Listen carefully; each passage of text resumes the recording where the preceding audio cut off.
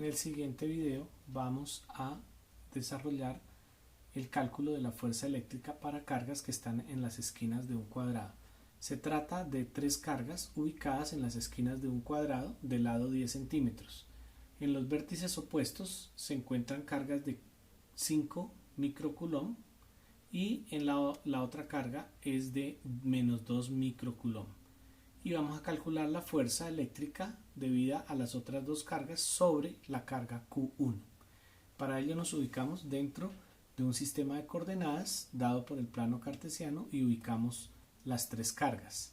La carga 1 y la carga 3 ubicadas en los vértices opuestos de valor 5 microcoulomb y la carga 2 negativa de menos 2 microcoulomb. Empezamos por hacer el trazo de la fuerza que ejerce la carga 3 sobre la carga 1.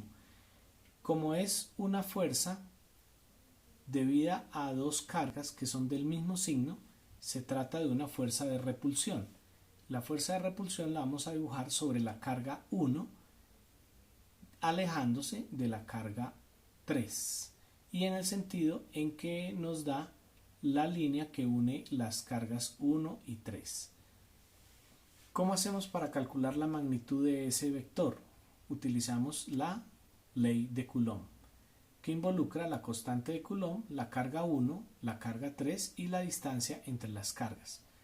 Excepto este valor, todos son conocidos. Entonces vamos primero a calcular la distancia entre las dos cargas. Para ello, recordamos que la geometría de la figura nos dice que estos son vértices de un cuadrado. Entonces, el cuadrado tiene del lado 10, que sería la distancia entre la carga 1 y la 2, y entre la carga 2 y la carga 3.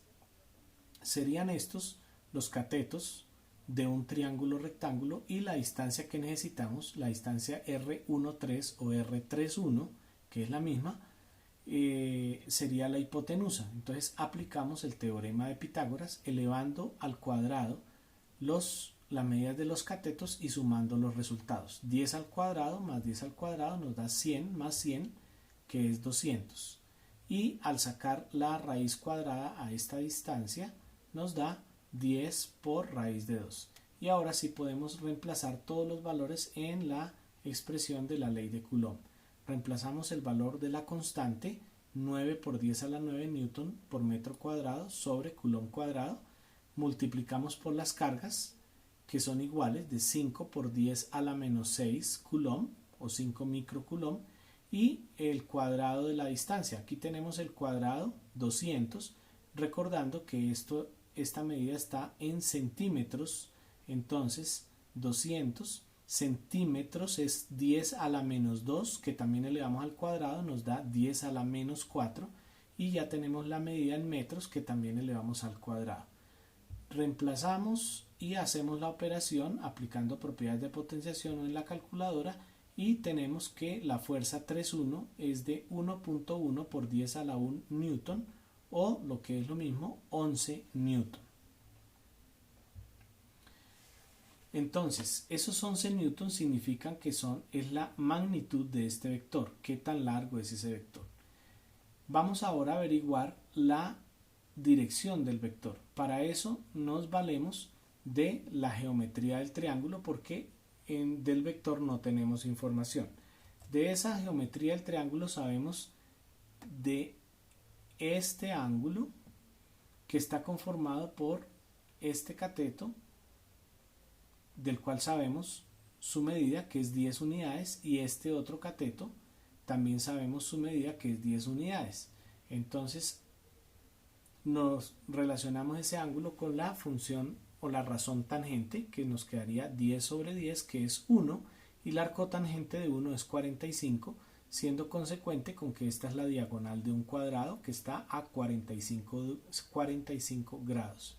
Este ángulo alfa se ve reflejado en el vector de este lado contra el eje Y, porque son ángulos opuestos por el vértice, pero también sabemos que este cuadrante debe medir 90. Si este mide 45, este ángulo debe medir los otros 45 para completar 90 grados. Y nos vamos a basar en ese ángulo alfa para poder determinar las componentes del vector, tanto en el eje horizontal como en el eje vertical. Entonces, en el eje horizontal tendríamos que este es la componente en X, F31X. Termina siendo el cateto adyacente de este ángulo alfa. Entonces, la podemos calcular con la función coseno. F31X es igual a F31 por coseno del ángulo alfa, es decir, por coseno de 45.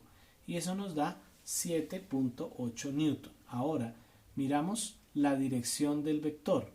Hasta aquí tenemos la magnitud 7.8 y la dirección observamos que va en sentido hacia la izquierda, es decir, hacia el eje X negativo. Como vector lo escribimos con la dirección menos y por ir en el sentido negativo del eje X. Lo mismo hacemos para la coordenada en Y. La coordenada en Y se va a convertir en este triángulo en el cateto opuesto al ángulo alfa. Entonces la determinamos a través de la razón seno. Seno de alfa por F31. Esto nos da 11 por seno de 45, que también es 7.8. Aquí observamos que el vector está apuntando en sentido negativo del eje Y, entonces le colocamos la dirección menos J. Y con eso ya tenemos descrito el vector F31 y su descomposición tanto en el eje horizontal como en el eje vertical. Ahora vamos a analizar cuál es el efecto de la carga 2 sobre la carga 1. La carga 2 es una carga negativa y la carga 1 es una carga positiva, por lo tanto el efecto es de atracción. Por eso dibujamos el vector F21, que significa la fuerza que ejerce la carga 2 sobre la carga 1 en el sentido hacia la carga 2, para representar de esa manera la atracción que la carga 2 ejerce sobre la carga 1. Y para determinar su magnitud aplicamos la ley de Coulomb, de los cuales ya tenemos todos los valores. La constante, la carga 2, a la que no le hemos colocado el signo porque estamos analizando solamente su magnitud, y la carga 1, que sabemos que es 5 microcoulomb, y la distancia, como son 10 centímetros, entonces 10 al cuadrado 100, y centímetros, que es 10 a la menos 2 al cuadrado, da 10 a la menos 4, y metros elevados también al cuadrado. De manera que esta fuerza nos da 0.9 por 10 a la 1 newton, que es 9 newton. Y observamos que este vector está dirigido todo sobre el eje Y, positivo. Entonces la dirección que le vamos a colocar es que F21Y está en la dirección J, y es todo el vector, o sea, los 9 newton que acabamos de encontrar acá. Y en el sentido de la X no hay componente, no hay nada de ese vector sobre el eje X, por lo tanto F21X lo escribimos como de valor 0. Ya está descompuesto el vector F31 y el vector F21. Entonces ahora realizamos la suma.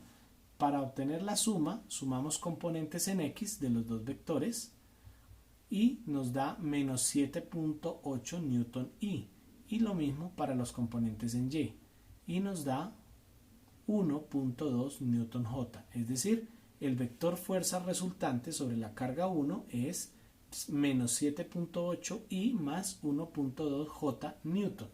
Esto lo podemos ver geométricamente si a continuación del vector 3,1 dibujamos el vector 2,1 o también a continuación del vector 2,1 dibujamos el vector 3,1 y unimos el inicio del primer vector que dibujamos con el final del último. Este vector es el vector fuerza resultante sobre la carga 1 debida a la carga 2 y a la carga 3. De ese vector ya sabemos sus coordenadas rectangulares, que son las que acabamos de encontrar. Pero ¿cuánto es su magnitud y cuánto es su dirección? Recordemos que calcular la magnitud del vector lo podemos hacer a través del teorema de Pitágoras, elevando al cuadrado las componentes en X y en Y y sumando sus resultados. Esto nos da que la fuerza tiene magnitud de 7.89 newton y nos hace falta la dirección del vector. También sabemos que lo podemos calcular con la tangente de la componente en y sobre la componente en x. Al aplicar la función inversa de la tangente, tangente a la menos 1 o arco tangente, obtenemos que el ángulo es de menos 8.7 grados.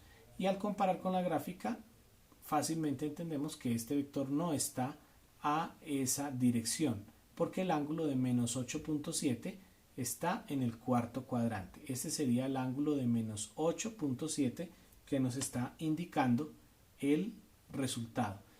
Pero sí encontramos una relación, porque el vector f está exactamente opuesto al vector que nos indica el resultado de menos 8.7. Entonces lo que debemos hacer es a este valor de ángulo le vamos a sumar 180 grados para llegar hasta acá.